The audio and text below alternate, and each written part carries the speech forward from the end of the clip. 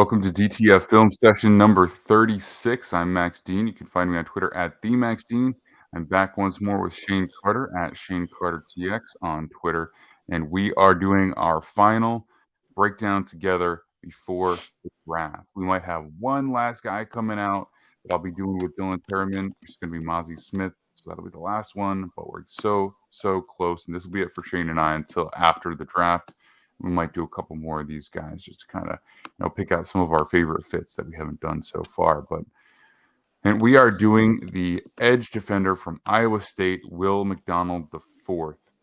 So this is an interesting prospect. I think only in the Big 12 you're like regularly seeing a guy who's sub 240 pounds playing like 3-4 defensive end, but yeah. So he's an interesting player, man, and I know that he's pretty high on your board. So what is it that you like so much about Will McDonald? I really covet defensive ends that have position flexibility and athleticism and burst off the edge. Some guys prefer those power guys. I like those guys with that really, really good first step and the bend, especially when, at the point of attack. And like you said, he's sub 240. I ain't too concerned about that just because like I've said in the past, you can gain weight, especially in NFL programs. They want you to gain weight, they can get him up there. If they want to get him, if they want teams to get him to 245, 250, that's easily achievable.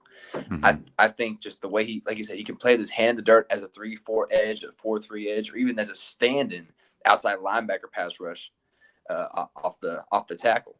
I think he play a wide 9 or even the heads up 5 tech if asked to do that, because he plays a lot bigger than that. Let's call it 240 so that people don't freak out about the 239 frame. That 1 pound can make a world of difference because Will Anderson ain't that far off in these measurables, but McDonald has this really, really nice bend at the point of attack against the tackle and uses I think I saw more spin moves out of him than a lot of other these prospects. He has that sort of speed and burst off the edges, and just his size alone ain't gonna be enough to beat tackles, but his speed is what's gonna make him deadly. Mm-hmm. Well, I think honestly he has the frame to get bigger. I don't think that's any question, right? Mm-hmm. He's not a slender framed guy. He looks like he has every opportunity. He's pretty long. The arm length is 34 and 70. So, we're talking about 35-inch arms. And I think that's one of the reasons that people like him. I do see him a little bit more as a developmental type guy. Excuse me. But I think we need a little refinement from the pass rush plan. And the way that he goes about defending the run, I think sometimes it works for him. Sometimes he's kind of just washed out of the play. So I think the potential is definitely there, and I would love to see him. I think he's got positional flexibility. I'd love to see him spend a little more time outside. I think he can play hand in the dirt outside. I think he can rush standing in a 2-point stance outside. And you can put him inside a little bit, but I think at the NFL level, you're definitely going to work on the run defense before you commit to that. Sure. So let's take a look at the tape here and see what we see. All right. So first play, he is in a 2-point stance, and you see the burst. Mm-hmm. Goes a little wide on that one, it looks like. Yeah. He goes a little wide, and he leans a little bit too much, too. Loses the leverage, yep. Yeah. Like, I don't feel like he punches well enough and then tries to run. Like, you can see, we're going to look at it from the other angle here. But this is the plan I'm talking about. Like, you see the traits, and then there are some plays that pop, and then some plays where it just doesn't quite come to fruition. So watch it from full speed once from the end zone cam here.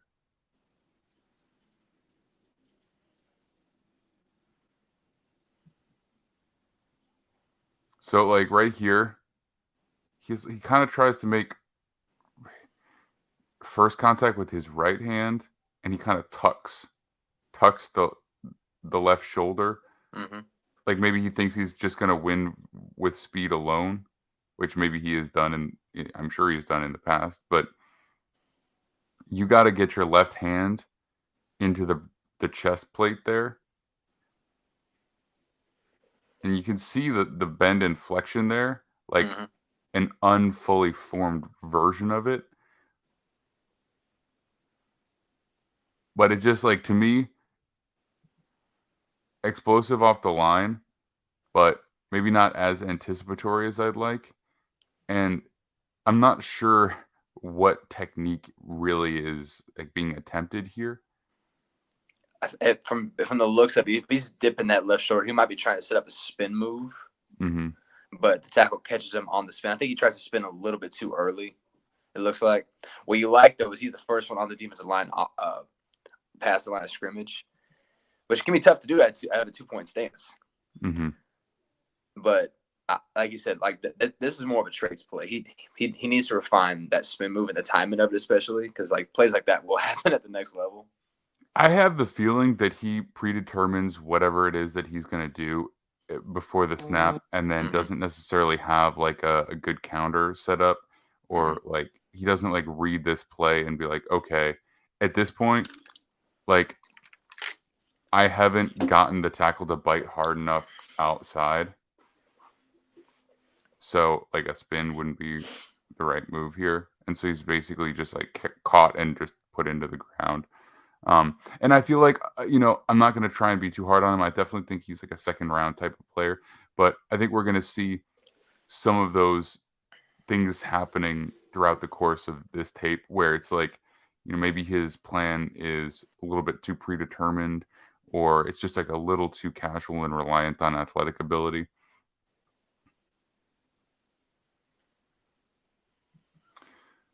Okay, so here's another example. You can see it better from the other side. So I'm going to just move right through it. Yeah. So on this play, I'll give it to you full speed once. He's playing the 5 tech now. Now he's got his hands in the dirt. Mm-hmm.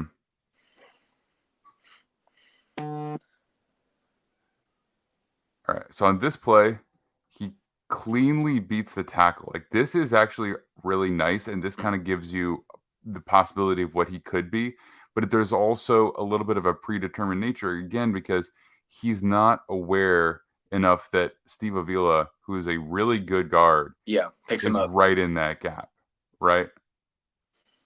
And so you need to know that you've got more space to work with because you are just basically passing yourself off from a tackle to one of the best guards in the country Yep. right there. And then And he's just, you know, it's that premeditative nature that can get you in trouble. He has that playmaking ability. He knows he does. He knows he's one of the best mhm, defensive linemen in the Big 12 at this time, and that he has the ability to make all these plays. But that predetermination that you bring up can get you in trouble at the next level if you're supposed to be the guy who's there because the running back is going his way. And right. I believe that's Miller, if I'm not mistaken. Kendra Hmm. Miller. Yeah. And he's already a dangerous enough back with the ball in his hands. He has a really nice burst off the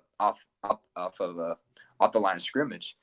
And if he's the guy who's supposed to hold up the linebacker to get to him on the outside, he's already opening the gap for the running back and made life a little bit harder for the linebacker. I love the instincts to go inside. I love the ability to play. I love the confidence of his playmaking ability. Mhm. But you gotta have a little bit more patience. He's going for the big play, and it would work if there was more space between he and the guard. Right. But it's like if you see that he's not preoccupied with some other player, if he doesn't go to double team the nose tackle, like if he's not doing something and he's just right there to just give you that elbow right to the gut, like you can't make the move, unfortunately. So Right. I get you see some potential there, but in terms of execution and being ready to contribute at the next level, like I definitely need him in a rotational role to start off where he can learn and develop a little bit. All right. So this time he's on the other side. He's on 5 again. I'm trying to remember what play this is. Oh, this has another one. So in a way, this kind of works, but I also really feel like it's a premeditated move. So he throws a spin on a tackle who's not really paying attention to him, and he's trying to like do a full because the tackle is really not blocking him. He's relying on the tight end here. So he spins off the tackle, but he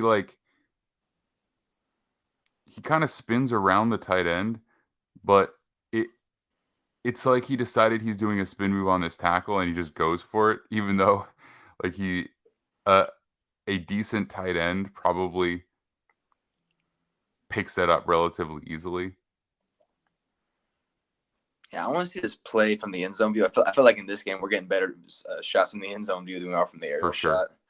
Yeah, But some are really good from the aerial, some not so much, but right.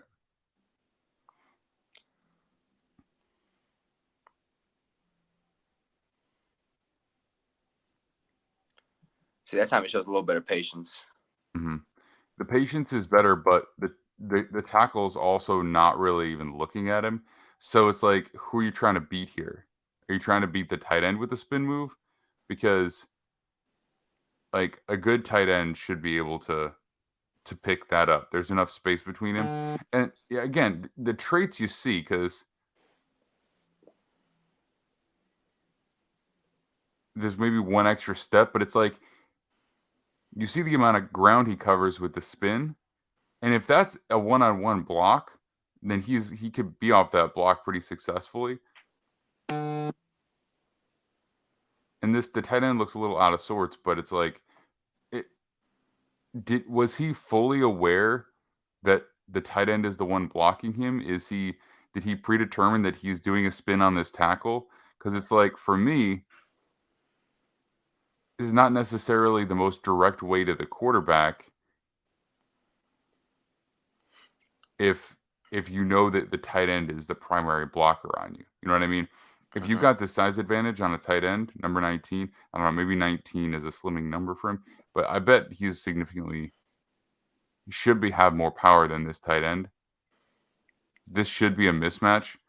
I would just, right, like if I'm coming in here and I'm seeing where the tackle's looking, I'm just turning up into speed to power, and just blowing into the chest of that tight end and trying to run through him. Does that make sense?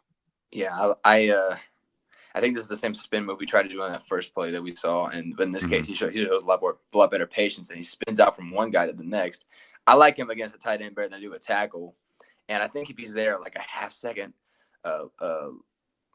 earlier, he probably gets the sack. He just barely misses him.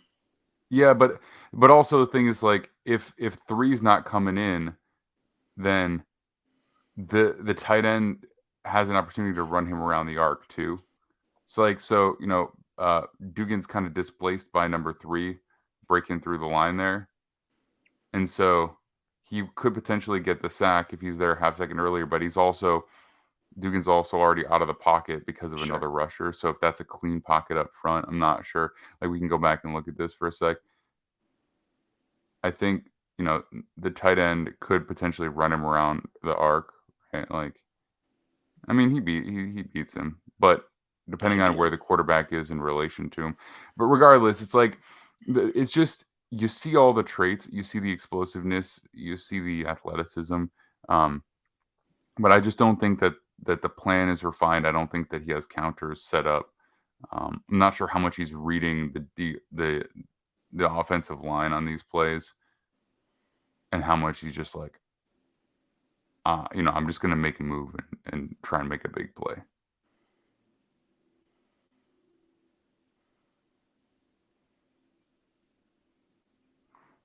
All right, back on the right side at 5. Okay, Go to the end zone view. I'm going straight to the end zone. The problem is like the weather makes it all gray, which like kind of combines with the colors on the screen, so it's hard to tell where he's at in relation to the play. So the end zone views, but no offense, the end zone views be the only real usable view for this prospect.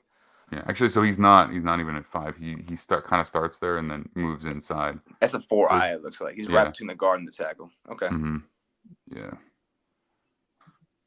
So here he's going up against Steve Avila, and his initial contact is hands, but he leans hard. Yep. Loses that leverage, get pushed inside. So this you actually can see better from the other angle. So now that you know where he is, I'll go back and show you. So he gets the hands inside, which is good because he is pretty quick.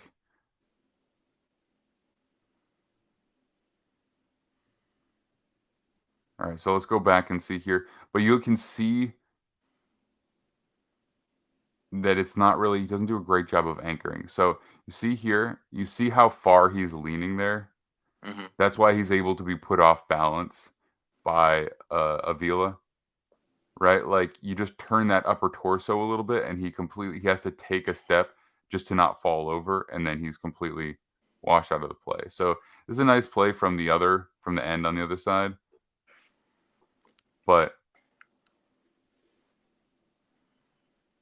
Yeah, it's that leverage that he gives up, which we see a bunch and Iowa State used him in a number of different looks.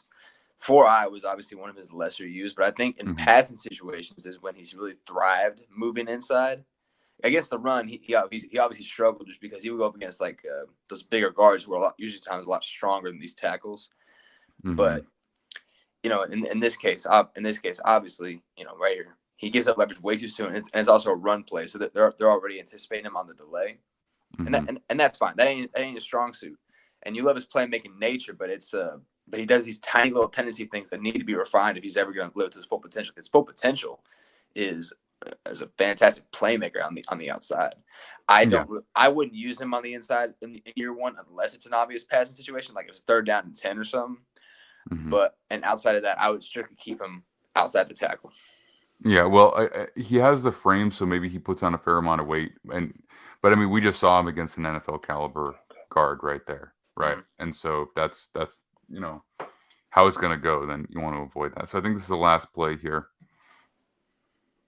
So now he is back at 5. All right, so another run play, and he gives up the shoulder here, right? So instead of, see here where he makes contact, he's not square. He's trying to make a play.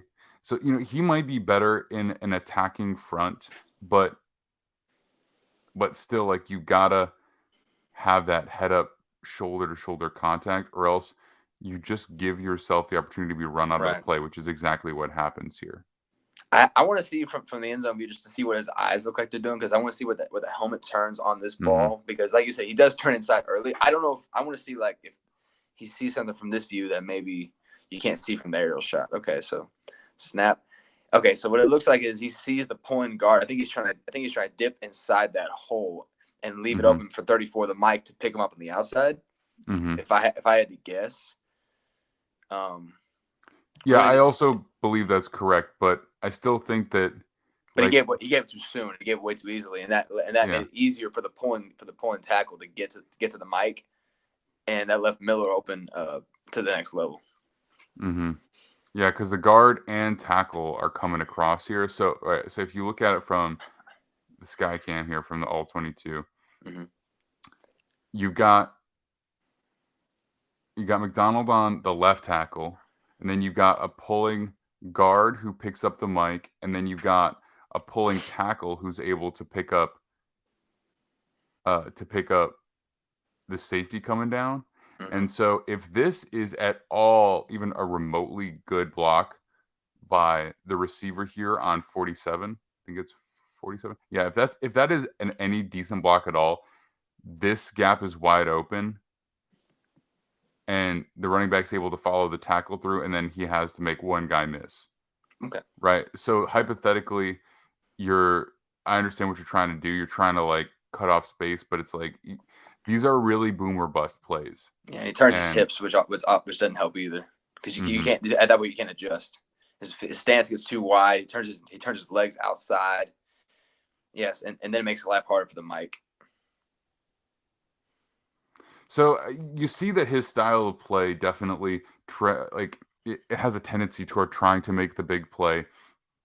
I think we see bits of him kind of predetermining what he's going to do, maybe telegraphing a little bit. Then you see the flashes where the distance he covers on the spin move and how fluid it is. You see that the what he does with that little where he just catches the hands of the tackle and just rips them and then jumps inside. And if the guard's not there, then it's a great move.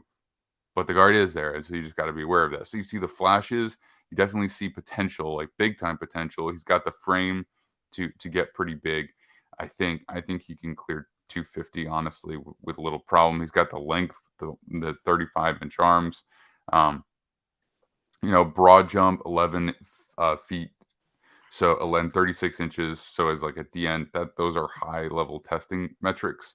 So I think he will potentially be drafted pretty high because teams with an analytics focus do really, really like traits in their pass rushers, length and explosiveness, because we saw it last year. We've seen it happen more and more over the past few years. But in terms of what we can expect from this player day one, it's probably going to be it's probably going to be a little ugly at times. So we need to make sure that he's going to a place where he has the time to develop, because he definitely could be a high-level player by year 3. I think he could be a starter by year 2. That's kind of where I project him to be. Yeah, and I think that he actually could potentially go in the first round just because he has those traits and that pass rushing ability that teams covet. And teams really do like those edge rushers that can play in the 2 or 3 point stance. And like you said, he has these tendencies, and tendencies is probably like a nice way to put it. He has these habits. Yeah. He has these habits of giving himself up a little bit too much. It's just this explosive playmaking ability and his length that he uses so much that made him such a volatile playmaker at the next level. I don't think he's leaving the second round, but I could totally I could totally see him going first round also, maybe near the end of the draft, like somewhere in like the 24 to 30, I guess it'd be 31 range, because the Dolphins don't have a pick. I could see him going as high as Jacksonville or as low as Kansas City night 1. If he falls the second round, he ain't leaving the second round. Yeah, I think guys that have the requisite size and traits it's hard to see them going out of the first round. Out of the second round. I know, like, I'm not very high on BJ Ojulari, but I still doubt that he'll make it out of the second round. I like Will McDonald a little bit better, but I still don't. I don't want to put him in the first round because I do think that there's other players that'll be better for you year 1. Sure. But I don't think he'll fall out of the second round either. I think both of those guys are more than likely going to go in that range. But we'll see. We shall see. There's some guys I haven't watched yet. I think his name's Eddie Taware. I haven't watched him yet, and I know a lot of people really like him.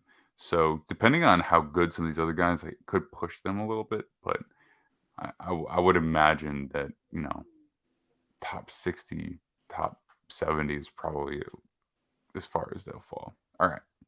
So that is it for today. Thank you all for watching. Thank you for joining me, Shane. You can find me on Twitter at @TheMaxDean. You can find Shane at ShaneCarterTX. Defiant Takes Football is at Defiant Takes on all social media outlets. If you are watching this because your team just drafted McDonald in the first round and you want to see what we have to say about the entire first round, you can catch us live, or you can go back and watch after the fact on our channel, Defiant Takes Football. And of course, all of our written content is over at defianttakesfootball.com. All right, guys, we are up against it. We'll see you all very soon.